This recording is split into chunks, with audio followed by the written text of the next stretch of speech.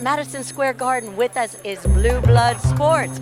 Now tell me this is a historic fight. We have two women headlining finally to us women, so I'm doing a happy dance.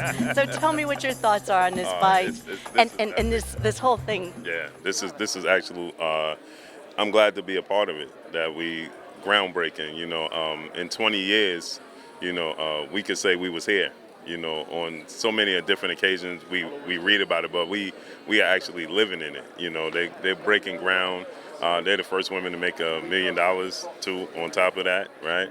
So this is historic. I'm glad to be a part of the journey, right? I can't wait to see what it's going to be in 10 and 20 years for, and it opens the door for, young women that's coming up and feel like they can't, they have to do.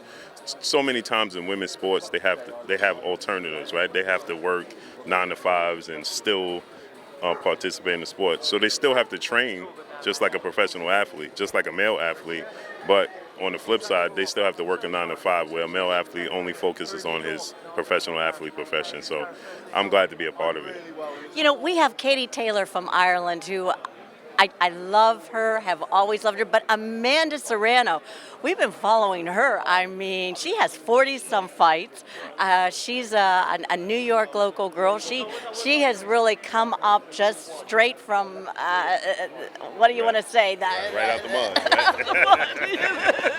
Yep, exactly. So I am so happy also for her to see her get a great paycheck, because I've watched so many of her fights and have been a part. And like I said, I love Katie too. I've been to Ireland, so this is, how do you see it going? We sort of have a pick 'em. We don't know what way this one's going to go. The best part about it is all too often we say that people don't pay attention to women boxing because it's not exciting.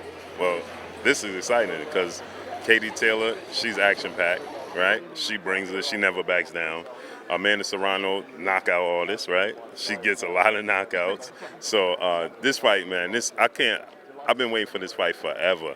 I actually see Amanda Serrano winning because when I watch Katie Taylor in a few fights, with Parsoon, right? I do remember that fight. Yeah, like she seemed uncomfortable being pressured when she's pressured. Now she's very versatile. She can fight on the back foot. She can fight coming forward. She can fight lateral. But she's not comfortable when you pressing her consistently. And that's Amanda Serrano wheelhouse. That's what she do. That's her specialty, to pressure you. And she's a big puncher. So I'm excited to see, though. Amanda don't get enough credit for being a 7-division champion, right? We talk about Manny Pacquiao and Manny Pacquiao being an 8-division world champion, right? That's what the first thing we talk about is how many divisions. But she's a 7-division champion, and we don't talk about it enough, right?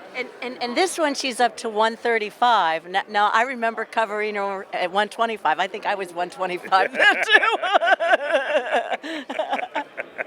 So I want to ask her what weight she likes the best. I don't know, So we'll see what she's like. Is this the first time this weight? Yeah, but remember, she was skipping weights while she went up, and then she went down. But she was skipping over weights just to look for the biggest fight that she could possibly find. So I don't believe that the weight is going to be an issue for her.